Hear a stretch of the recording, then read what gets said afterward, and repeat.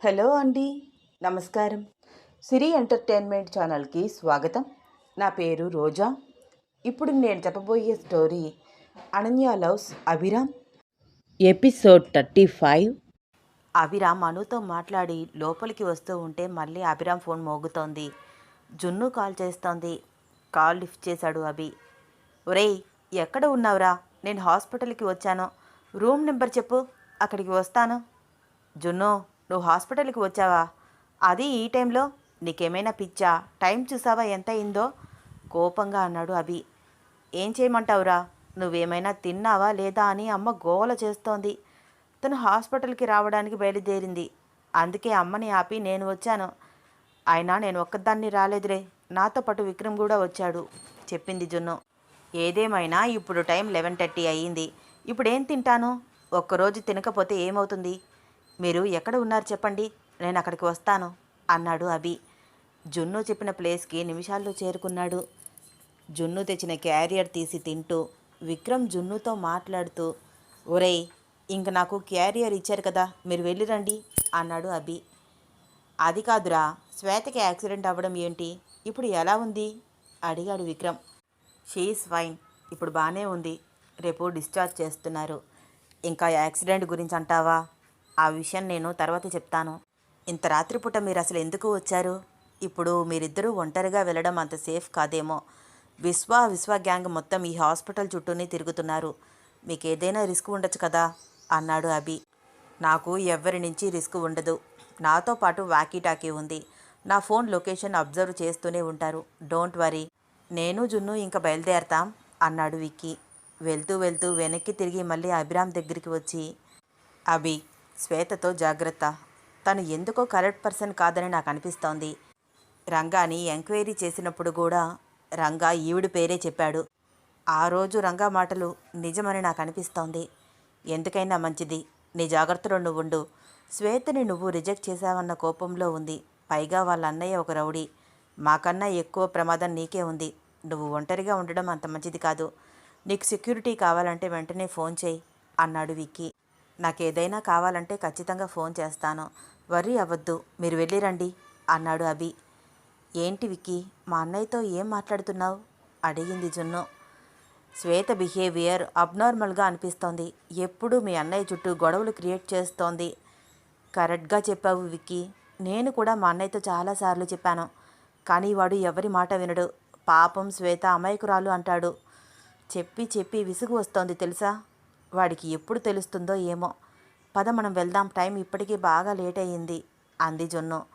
విక్రమ్ జున్ను ఇద్దరూ కలిసి కబుర్లు చెప్పుకుంటూ నిమిషాల్లో అక్కడి నుంచి వెళ్ళిపోయారు. అభిరామ్ అలాగే చైర్లో కూర్చుని నిద్రపోయాడు. విశ్వ గ్యాంగ్ మొత్తం హాస్పిటల్కి వచ్చి శ్వేతని అభిరామ్ని చూశారు.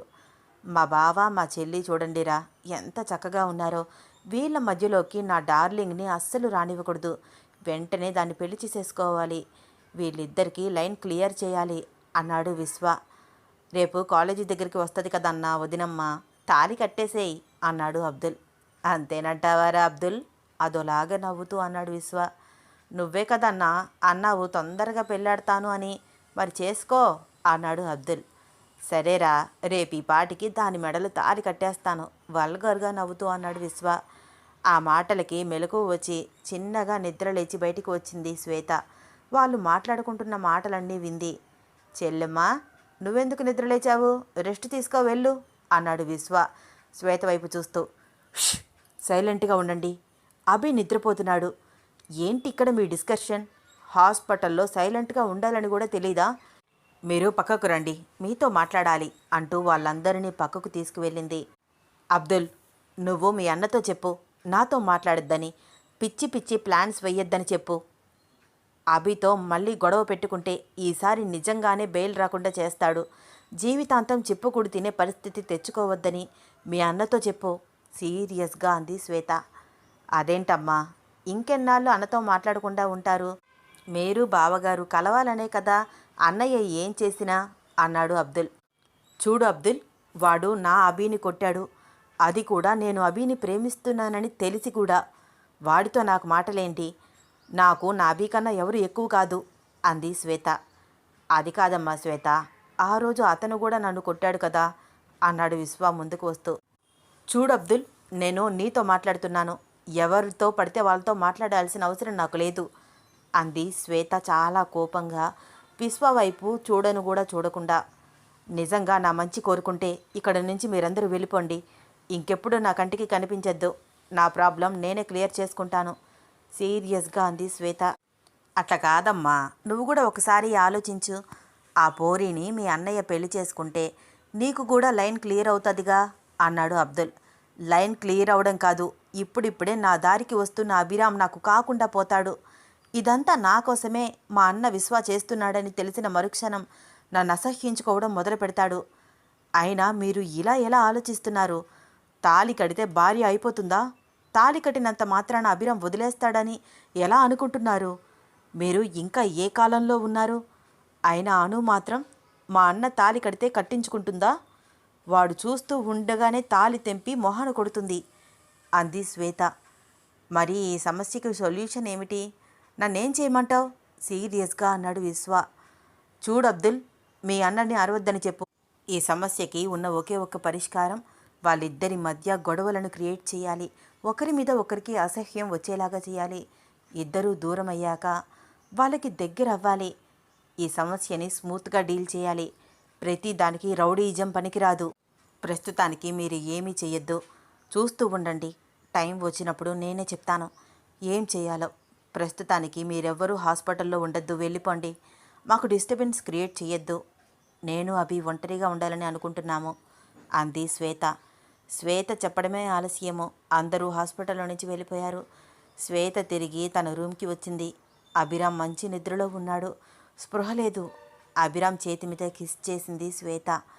అభి, నువ్వు నేను ఒక్కటే రూమ్లో ఎంత బాగుంది. నాకు నువ్వు, నీకు నేను. చాలభి, ఇలాగే ఉండిపోదాము. నీకు ఆ అనన్య వద్దు. నా ప్రేమ కోసం నేను ఏదైనా చేస్తాను అనుకుంటూ షీలాకి కాల్ చేసింది శ్వేత. మీ కాల్ కోసం వెయిట్ చేస్తున్నాను మేడం. ఈ టైంలో ఫొటోస్ పంపించమంటారా? మార్నింగ్ పెట్టనా అడిగింది షీలా. లేదు షీలా, ఇప్పుడే పెట్టు. నేను చెప్పినట్టు చెయ్యి, గుర్తుందా అడిగింది శ్వేత. గుర్తుంది మేడం. ప్రూఫ్లెస్ సిమ్ కొనుక్కున్నాను. మెసేజ్ చేశాక వెంటనే సిమ్ తీసేస్తాను. పైగా నేను వేరే లొకేషన్ నుంచి మెసేజ్ చేస్తున్నాను. నా అడ్రస్, నా పేరు అసలు ఏమీ తెలియవు అంది షీలా. వెరీ గుడ్ షీలా, పర్ఫెక్ట్గా పనిని పూర్తి చెయ్యి అంది శ్వేత. షీలా వెంటనే అభిరామ్ శ్వేత క్లోజ్గా ఉన్న ఫొటోస్ మొత్తం చంద్రకాంత్కి వాట్సప్ చేసి చంద్రకాంత్ ఫోన్కి అదే పనిగా ఫోన్ చేస్తోంది. నైట్ 12 అవుతోంది. ఈ టైంలో ఫోన్ ఏంటి? కంగారు పడుతూ లేచి కాల్ లిఫ్ట్ చేశాడు చంద్రకాంత్. హలో, ఎవరు? చంద్రకాంత్ వాయిస్. హలో సార్, నేను ఎవరైతే ఏముందిలేండి, మీ మంచి కోరుకునే దానిని మీకు మంచి ఇన్ఫర్మేషన్ ఇద్దామని కాల్ చేశాను అంది షీల. ఎవరమ్మాయి నువ్వు? అర్ధరాత్రి ఫోన్ చేసి ఏదేదో మాట్లాడుతున్నావు. సీరియస్గా కేకలు వేస్తున్నట్టు మాట్లాడుతున్నాడు చంద్రకాంత్. చంద్రకాంత్ గారు, ఎందుకు కోపంగా మాట్లాడుతున్నారు? బీపీ కొంచెం తగ్గించుకోండి. నేను చెప్పే విషయం తెలిస్తే ఇంకెంత బీపీ పెరుగుతుందో మీకు అంది షీల. అర్థం పర్థం లేని మాటలు మాట్లాడకు అంటూ కాల్ కట్ చేశాడు చంద్రకాంత్. మళ్ళీ కాల్ చేస్తూనే ఉంది షీల. విసుగ్గా కాల్ లిఫ్ట్ చేశాడు చంద్రకాంత్. చూడమ్మా, నువ్వు ఎవరి కోసం కాల్ చేశావు? నీకెవరు కావాలి అడిగాడు చంద్రకాంత్. నేను చెప్పేది ఒక 2 మినిట్స్ వినండి, తర్వాత నేనే కాల్ కట్ చేస్తాను అంటూ షీలా చెప్పడం మొదలుపెట్టింది. మీకు నేను కొన్ని వాట్సాప్ పిక్స్ పంపిస్తాను. వాటిని చూస్తే మీకు నేను చెప్పేది ఏమిటో క్లారిటీ వచ్చేస్తుంది అంది షీలా. ఫోన్ స్పీకర్లో పెట్టి వాట్సాప్ ఓపెన్ చేసి చూశాడు చంద్రకాంత్. అభిరామ్ శ్వేత చాలా క్లోజ్గా ఉన్న ఫొటోస్. నోట మాట రావట్లేదు చంద్రకాంత్కి. చూసారా? చూసే ఉంటారు, అందుకనే కదా మాట రావట్లేదు. కాబోయే అల్లుడు ఎంతటి గనుడో ఘటికుడో చూడండి. శ్వేతతో స్నేహమని అందరితో చెప్తూ తాను చేసే పనులు ఇవి. మీకు కూడా శ్వేత నా స్నేహితురాలు మాత్రమే అని చెప్పి ఉంటాడు కదా, అంతే అయి ఉంటుందిలేండి. లేకపోతే మీరు మాత్రం మీ అమ్మాయిని అతనికి ఇచ్చి ఎందుకు చేయాలనుకుంటారు? ఇప్పటికైనా అతని నిజస్వరూపం మీ కళ్ళతో చూడండి. హాస్పిటల్లో వాళ్ళు చేసే రాసలీలలు. కావాలంటే ఇప్పుడు మీరు ఆ ఆసుపత్రికి వెళ్ళి చూడండి. ప్రూఫ్తో సహా ఇద్దరు కనిపిస్తారు.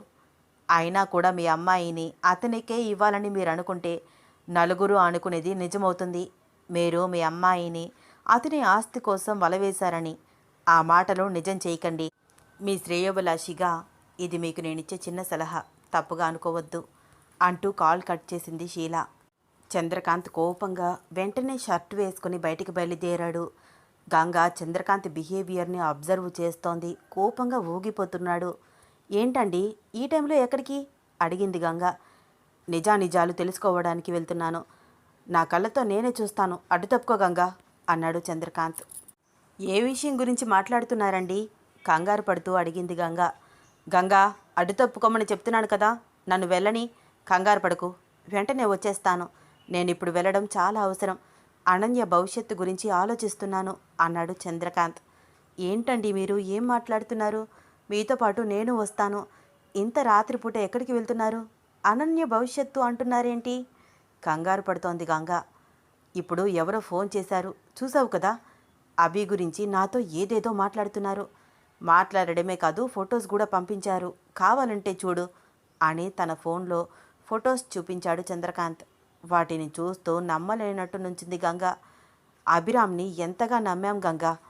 పెళ్ళి కాని పిల్ల అని కూడా ఆలోచించకుండా అంత నమ్మకంగా అణుని వాళ్ళ ఇంట్లో ఉంచాను కదా. అసలు ఈ ఫోన్ కాల్స్ ఏమిటో, ఈ ఫొటోస్ ఏమిటో, నిజంగా అభిరామ్ ఎలాంటి వాడో తెలుసుకోవాలి. ఇన్నాళ్ళు నేను అభిరామ్ గురించి అనుకుంటోందంతా నిజం కాదేమో. అసలు ఏది నిజమో ఏది అబద్ధమో అర్థం కావట్లేదు. అతనిని గుడ్డిగా నమ్ముతున్నానేమో. ఈ ఫోన్ కాల్ ఒకవేళ నిజమైతే మనం తీసుకునే నిర్ణయం వల్ల అనన్య జీవితం నాశనం అయిపోతుంది. జీవితాంతం దానికి శిక్ష వేసిన వాళ్ళం అవుతాము. మన కళ్ళ ముందు జీవితాంతం అది అలా బాధపడుతూ ఉంటే బ్రతికి ఉన్నంతకాలము మనం సుఖంగా ఉండలేము. అటు అది కూడా సుఖపడలేదు. నా కూతురి విషయంలో నేను ఏ చిన్న పొరపాటు చేయకూడదు అనుకుంటున్నానో. నేను తీసుకున్న నిర్ణయం సరైనదో కాదో తెలుసుకుంటాను. నాకు ఇంకా అడ్డు తప్పుకో గంగా అన్నాడు చంద్రకాంత్. అప్పటి వరకు చంద్రకాంత్కి అడ్డు వస్తున్న గంగ చంద్రకాంత్ మాటలు విని అడ్డు తప్పుకుంది. చంద్రకాంత్ స్కూటీ స్టార్ట్ చేసి వాట్సాప్ మెసేజ్లో ఉన్న హాస్పిటల్ అడ్రస్ అబ్జర్వ్ చేస్తూ వెళ్తున్నాడు.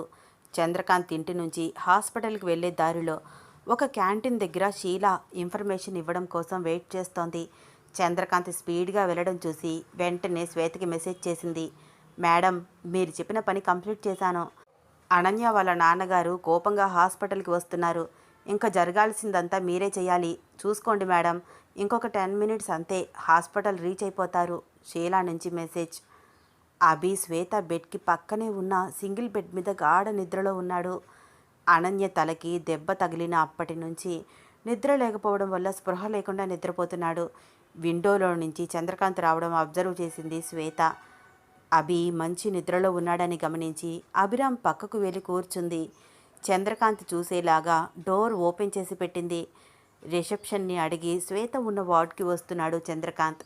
సరిగ్గా చంద్రకాంత్ చూసే సమయానికి అభిరామ్ మీదకు కావాలని వంగి అభిరామ్ చేతిని తన మీద వేసుకుని, అభి వదులు అభి, ఎవరైనా చూస్తారు అని శ్వేత అనగానే ఆ మాటలు విని చంద్రకాంత్ శ్వేతకి కనిపించకూడదని ఆ రూమ్కి పక్కగా ఉండి మాటలన్నీ వింటున్నాడు. అబ్బా వదులు అభి అని తన చేతి మీద తానే ముద్దులు పెట్టుకుంటూ అసభ్యంగా సౌండ్స్ చేస్తూ, అబ్బా ఏంటి మాట వినవా, వదలమంటే వదలవేమిటి అని వల్గర్గా మాట్లాడుతోంది. అబ్బా అభి, ఒకటా రెండా, ఏమిటి ఈ ముద్దులు? మనం హాస్పిటల్లో ఉన్నాము, ఎవరైనా చూస్తే బాగోదు, వదులు అభి ప్లీజ్ అంటూ చాలా వల్గర్గా మాట్లాడుతూ, 1 సెకండ్ ఉండబి, రూమ్ డోర్ వేసి వస్తాను అంటూ తలుపు దడాలన వేసింది. అంతే, ఇంకా అక్కడ చంద్రకాంత్ ఒక్క నిమిషం కూడా ఉండలేకపోయాడు. ఇదంతా చూస్తున్న చంద్రకాంత్కి చాలా అసహ్యంగా అనిపించింది. ఇన్ని రోజులు అభిరామ్ని నమ్మినందుకు తన మీద తనకే అసహ్యంగా అనిపించింది. కూతురిని నేనే దగ్గర ఉండి నిప్పుల్లోకి తోసినట్టు అయ్యేది. ఇలాంటి వాడికి నా కూతుర్ని అస్సలు ఇవ్వను. కోపంగా అక్కడి నుంచి బయటికి నడిచాడు. చంద్రకాంత్ అలా కోపంగా బయటికి వెళ్ళడం అబ్జర్వ్ చేసి వల్గర్గా నవ్వుకుంది శ్వేత. పిచ్చియాను, నా మాట విన్నట్లయితే నీకు అభికి మధ్య స్నేహమైనా ఉండేది కదా. ఇప్పుడు చూడు కథ ఎంత దాకా వచ్చిందో. మీ డాడీ ఇకపై నిన్ను అభిని అస్సలు కలవనివ్వడు. అభిరామ్ మొహం కూడా చూడలేవు నువ్వింకా. ఇప్పుడే స్టార్ట్ అయిన మీ ప్రేమ కథకి ఫుల్ స్టాప్ పెట్టేశాను. ఇక నా ప్రేమ కథ స్టార్ట్ అవ్వాలి. అభి నా వాడవ్వాలి. నువ్వు దూరం అయితే ఆటోమేటిక్గా అన్నీ అవుతాయి. నిద్రపోతున్న అభిరామ్ వైపు అదో రకంగా చూస్తోంది శ్వేత. రాత్రి చాలాసేపు అభిరామ్తో ఫోన్ మాట్లాడి నిద్రపోవడం వల్ల మెలకువ రాలేదో అనుకి. అలా నిద్రపోతూనే ఉంది. ఎప్పటికో చిన్నగా కళ్ళు తెరిచి వాల్ క్లాక్ వైపు చూసింది. Time 8 o'clock. Oh my god, అప్పుడే టైం 8 అయిందా? అయినా అమ్మ ఏంటి నన్ను నిద్ర లేపలేదు? ఇంతసేపు నిద్రపోతే అస్సలు ఊరుకోదు కదా. అను నిద్రలే అని ఒకటే గోల చేస్తుంది. కాలేజీకి నిజంగానే పంపించడం మానేస్తున్నారా ఏమిటి? ఏంటో అందరూ మౌనవ్రతం చేసేస్తున్నారు. అడిగి తెలుసుకోవాలి. అభి సార్ రెడీ అయ్యి ఉండమన్నారు కదా. ఫస్ట్ త్వరగా రెడీ అయిపోవాలి, లేకపోతే వాడు గొడవ చేస్తాడు. నేను రెడీ అవ్వమని చెప్పాను కదా, నా మాట అంటే నీకు లెక్కలేదా అని అడుగుతాడు అనుకుంటూ ఫాస్ట్గా టవల్ తీసుకుని వాష్రూమ్లోకి వెళ్ళి 1/2 అవర్లో తన పనులన్నీ ముగించుకుని చక్కగా డ్రెస్ వేసుకుని బయటికి వచ్చింది. అప్పటికే అభిరామ్ నుంచి చాలా మిస్డ్ కాల్స్ ఉన్నాయి. వీడికి నేను పొద్దున్నే గుర్తొచ్చేసినట్లున్నాను. నవ్వుకుంటూ, గుడ్ మార్నింగ్ సార్, నేను చాలా లేట్గా లేచాను. మీరు వస్తున్నారు కదా, అప్పుడు మాట్లాడుకుందాము. టిఫిన్ తిని కాల్ చేస్తాను, మెసేజ్ చేసిందాను. ఆకలిగా ఉంది, ఏమైనా పెడతావా లేదా? కాలేజ్కి వెళ్ళిపోనా? ఇయర్ రింగ్స్ పెట్టుకుంటూ అడుగుతోంది అను.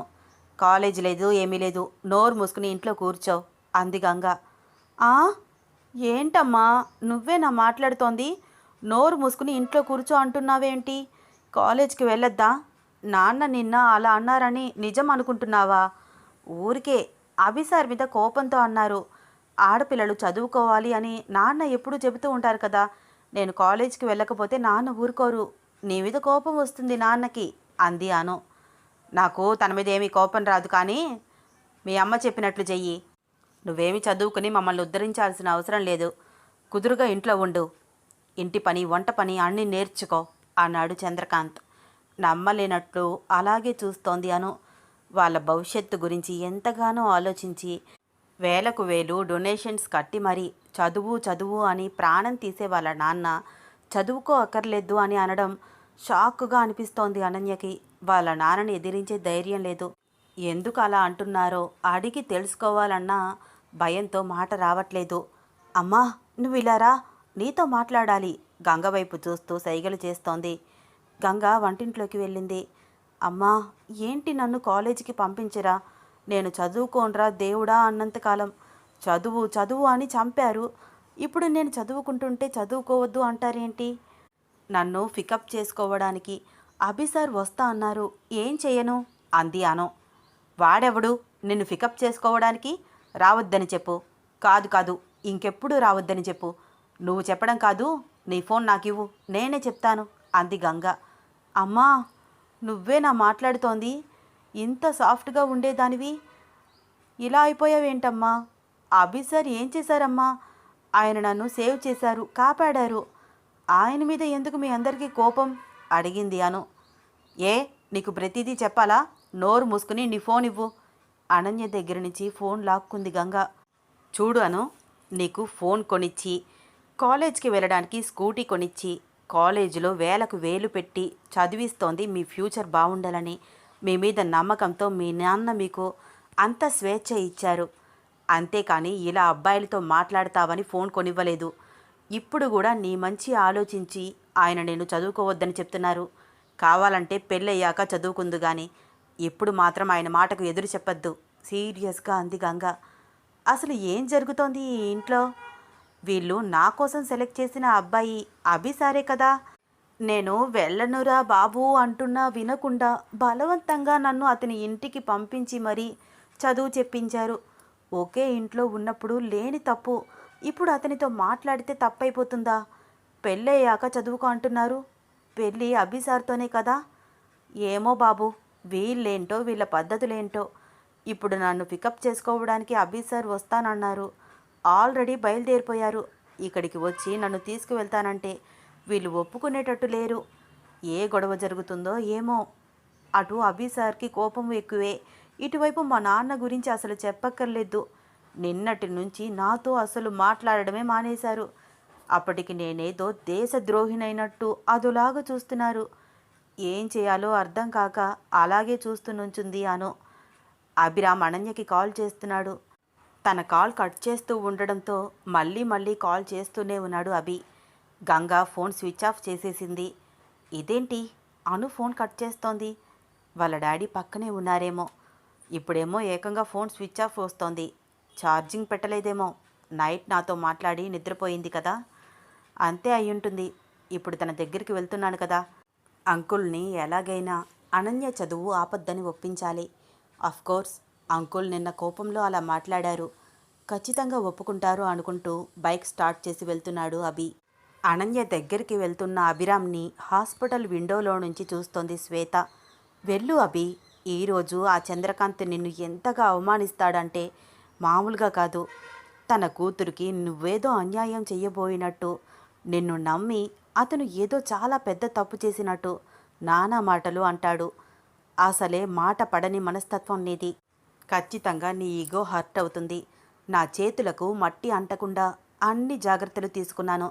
తననే తానే నవ్వుకుంటూ అనుకుంటోంది శ్వేత. కాలేజీకి టైం అయిపోతోంది అనుకుంటూ ఫాస్ట్గా బయలుదేరాడు అభిరామ్. అనుకున్న దానికన్నా చాలా స్పీడ్గా అనన్య ఇంటికి చేరుకున్నాడు. బయటే నుంచుని హారన్ ప్రెస్ చేశాడు. అనన్య బయటికి వస్తుందేమో అని చూస్తున్నాడు. ఈ విషయాలన్నీ తెలియని గాయత్రమ్మ, రా అబ్బాయి లోపలికి రా అంటూ అభిరామ్ని పిలిచింది.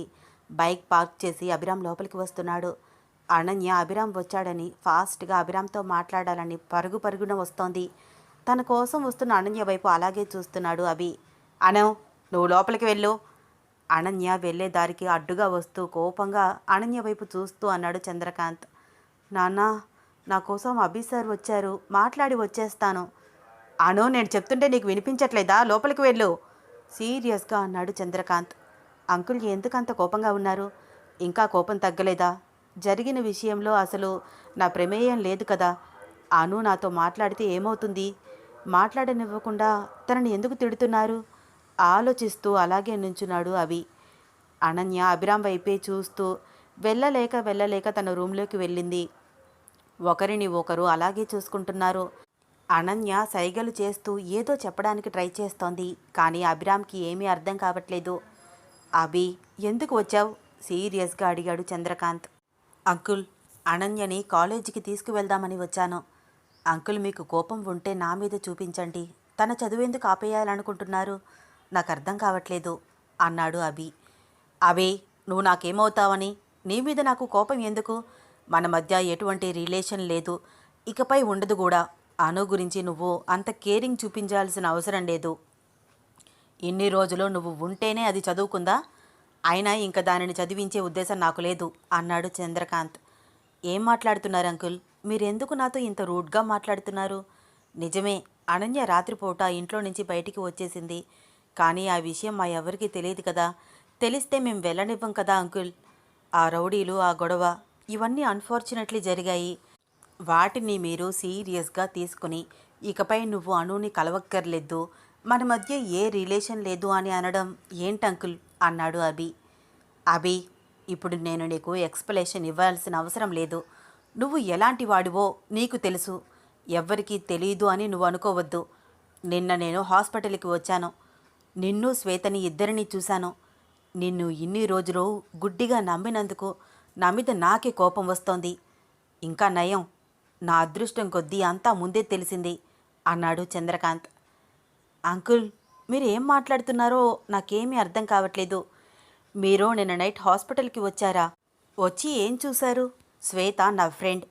తను హాస్పిటల్లో ఉంది. ఒక ఫ్రెండ్కి హెల్ప్ చేయడం తప్ప మేమిద్దరం ఒకే రూమ్లో ఉన్నామని మీరు తప్పుగా అనుకుంటున్నారా? శ్వేత అమ్మాయి కాబట్టి మీరు ఇలా మాట్లాడుతున్నారా?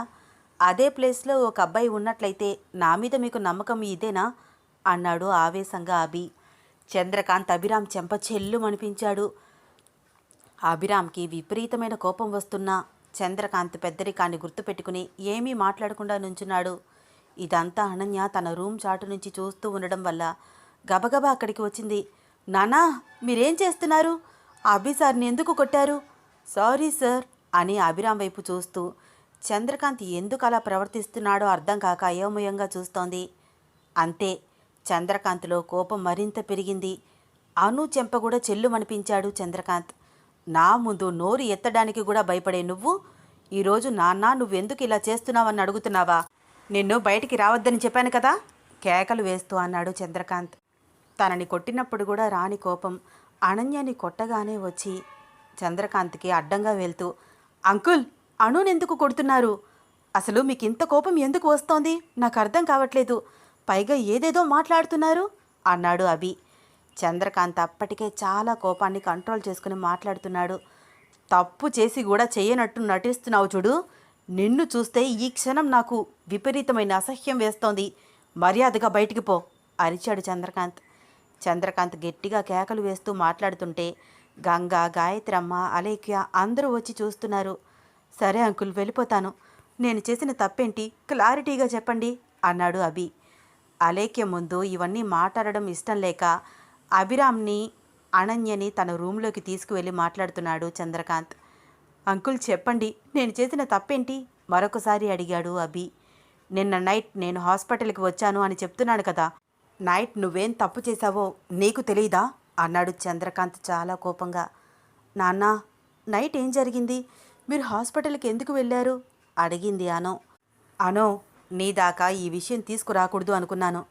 కానీ విషయం ఇక్కడి దాకా వచ్చింది కాబట్టి చెప్పక తప్పట్లేదు. ఇతను ఎలాంటి వాడో నీకు కూడా తెలియాలి కదా. చెప్పేది విను. నిన్న నైట్ అన్నోన్ నెంబర్ నుంచి నాకు కొన్ని మెసేజెస్, ఫొటోస్ వచ్చాయి. కావాలంటే నువ్వు కూడా చూడు అని తన ఫోన్ ఓపెన్ చేసి అనన్యకి చూపిస్తున్నాడు చంద్రకాంత్. ఫొటోస్ అన్నీ డిలీట్ అయి ఉన్నాయి. నాన్న, ఫొటోస్ ఏమీ లేవు కదా. పంపించిన వాళ్ళు డిలీట్ చేసి ఉంటారు. అవి చూసినప్పటికీ నాకు అభిరామ్ మీద నమ్మకం పోలేదు. కానీ నిన్న నైట్ హాస్పిటల్లో నా కళ్ళతో చూశాను. నువ్వనుకున్నట్టు శ్వేతకి, అభిరామ్కి మధ్య ఉన్నది స్నేహం కాదు అన్నాడు చంద్రకాంత్. అంకుల్, ఒకసారి ఆ నెంబర్ నేను చూడొచ్చా? చంద్రకాంత్ ఫోన్కి వచ్చిన నెంబర్ని ఫీడ్ చేసుకున్నాడు అభి. అంకుల్, నాకు ఒక 1 వీక్ టైం ఇవ్వండి. ఈ గొడవ అంతటికి కారణం ఎవరో తెలుసుకుంటాను. మీరు నన్ను అపార్థం చేసుకుంటున్నారు. శ్వేతకి నాకు మధ్య ఉన్నది స్నేహం మాత్రమే. మీరు నిన్న నైట్ హాస్పిటల్లో ఏం చూశారో నాకు అర్థం కావట్లేదు అన్నాడు అభి. అభి, ఇప్పుడు నువ్వు ప్రూఫ్ తీసుకువచ్చి నాకు రుజువు చేసినా నేను నిన్ను నమ్మను. మర్యాదగా ఇక్కడి నుంచి వెళ్ళిపో, అణును మర్చిపో అన్నాడు చంద్రకాంత్. నాన్న, అభి సార్ చెప్పేది కూడా వినొచ్చు కదా. 1 వీక్ టైం ఇవ్వమని అడుగుతున్నారు కదా అంది అను. తాను చేసిన తప్పుని కవర్ చేసుకోవడానికి, తప్పుడు సాక్ష్యాలు సృష్టించడానికి ఈ 1 వీక్ టైం. అభి మీద నాకు అసలు కొంచెం కూడా నమ్మకం లేదు. ఇక ఈ విషయంలో నువ్వు మాట్లాడకను కోపంగా అన్నాడు చంద్రకాంత్. నేను అభిరామ్ సార్తో ఒక్కసారి పర్సనల్గా మాట్లాడతాను. ప్లీజ్ నాన్న, 5 మినిట్స్ అంతే. చాలా ఎమోషనల్ అవుతూ అంది అను. సరే, 5 మినిట్స్ తర్వాత అభిరామ్ మన ఇంట్లో ఉండకూడదు, వెళ్ళిపోవాలి. ఏ గొడవ చేయకూడదు అనన్యతో చెప్పి బయటికి వచ్చాడు చంద్రకాంత్. ఏంటండి మీరు? వాళ్ళిద్దరిని పర్సనల్గా మాట్లాడుకోవడానికి ఒప్పుకున్నారా? ఇంత జరిగాక కూడా ఇదంతా అవసరమా? చంద్రకాంత్ రూమ్ బయటే నుంచుని ఉన్న గంగ అడిగింది. గంగా, ఇప్పుడు నేను ఒప్పుకోకపోతే వాళ్ళిద్దరూ ఒకరితో ఒకరు మాట్లాడుకోవడానికి ఏదైనా చేస్తారు. ఆ ప్రైవసీ మనమే కల్పిస్తే ఏ గొడవ ఉండదు. ఇక్కడితో అభిరామ్ గోల వదిలిపోతుంది అన్నాడు చంద్రకాంత్. ఏంటి సార్ ఈ గొడవంతా? అసలు నిన్న నైట్ హాస్పిటల్లో ఏం జరిగింది అడిగింది అను వస్తున్న కన్నీళ్లు తుడుచుకుంటూ. మీ నాన్నగారు ఏం మాట్లాడుతున్నారో నాకేమీ అర్థం కావట్లేదను. నిన్న నైట్ ఏం జరిగింది అంటే ఏం చెప్పను. నిన్నంతా శ్వేత దగ్గరే ఉన్నాను. నైట్ నిద్రపోయిన వాడిని ఉదయమే లేచాను. 2 రోజుల నుంచి నిద్ర లేదు కదా, నాకు అసలు స్పృహ లేదు. మీ నాన్నగారేమో నిన్న నైట్ ఏదో చూశానని గొడవ చేస్తున్నారు. నాకంతా అయోమయంగా ఉందాను. మదర్ ప్రామిస్గా చెప్తున్నాను, నేను ఏ తప్పు చేయలేదు అన్నాడు అభిరామ్ అనన్య చేతులు పట్టుకుని. సార్, నాకు మీ మీద పూర్తి నమ్మకం ఉంది. నేను అప్పటికీ మీతో చెప్తూనే ఉన్నాను, శ్వేత మీరనుకున్నట్టు ఇన్నోసెంట్ పర్సన్ కాదు అని. ఇప్పుడు చూడండి, మనమిద్దరం దూరం అయ్యే పరిస్థితి వచ్చింది. మా నాన్న అస్సలు మిమ్మల్ని నమ్మట్లేదు సార్. మీ మీద ఆయనకు చాలా అనుమానం పెరిగిపోయింది అంది అను. ఇప్పుడు నన్నేం చేయమంటావు? ఈ గొడవంతా నా ఇన్వాల్వ్మెంట్ లేకుండానే జరిగిపోయింది. నా తప్పు అస్సలు లేదు అన్నాడు అభి. ఏమో, మీరే ఆలోచించండి సార్. నేను మీతో ఏం చెప్తున్నా మీరు నా మాట వినరు. అనన్యకి అభిరామ్ దూరం అవుతున్నాడు అన్న ఫీలింగ్ పెరిగిపోయి కన్నీళ్లు వచ్చేస్తున్నాయి. అను, ఏమైంది ఇప్పుడు అంటూ కళ్ళు తుడిచాడు అభి. ఈ గొడవంతా చూసి భయపడుతున్నావా? ఏదో మిస్అండర్స్టాండింగ్ వచ్చి అంకుల్ అలా బిహేవ్ చేస్తున్నారు. నిజం తెలిస్తే మళ్ళీ నార్మల్ అయిపోతారాను. ఎవ్వరు ఏమనుకున్నా నువ్వు నన్ను నమ్ముతున్నావు కదా, అది చాలు నాకు అన్నాడు అభి. కానీ మా నాన్నని చూస్తుంటే నన్ను ఇకపై బయటికి పంపిస్తారన్న నమ్మకం లేదు సార్. నాకు అర్థమవుతోంది. మీతో మాట్లాడడం కూడా నాకు చాలా కష్టమైపోతుంది. నేను దూరమైతే మీరు ఉండగలరేమో సార్. మీరు దూరమైతే నేను అస్సలు ఉండలేను అంది అను. ఏం మాట్లాడుతున్నావను? నేను మాత్రం నేను చూడకుండా ఉండగలనా? అసలైనా దూరం గురించి ఎందుకు ఆలోచన చేస్తున్నావు? ఒక సమస్య వస్తే సొల్యూషన్ గురించి ఆలోచించాలి. అంతేకాని సమస్యకి భయపడి మన మధ్య దూరం పెరుగుతుందని భయపడితే ఎలా? ఏదో ఒక గొడవ జరిగినంత మాత్రాన మన మధ్య దూరం పెరిగే అంత వీక్ రిలేషన్ కాదు అను మనది. ఒకవేళ ఎవరైనా దూరం చేయాలని చూస్తే మొన్న చెప్పాను కదా, ఎవరు అడ్డు వచ్చినా సరే, ఎంత గొడవ జరిగినా సరే నీ చెయ్యి వదలను, అందరూ చూస్తూ ఉండగానే నేను తీసుకుపోతాను అన్నాడు అభి అనన్యను దగ్గరగా తీసుకుని కన్నీళ్లు తుడుస్తూ ధైర్యం చెబుతూ. వీళ్ళ అల్లరి ప్రేమ కథలో నెక్స్ట్ ఏమవుతుందో తెలుసుకోవాలని ఉందా? వచ్చే ఎపిసోడ్ కోసం వెయిట్ చేస్తూ ఉండండి.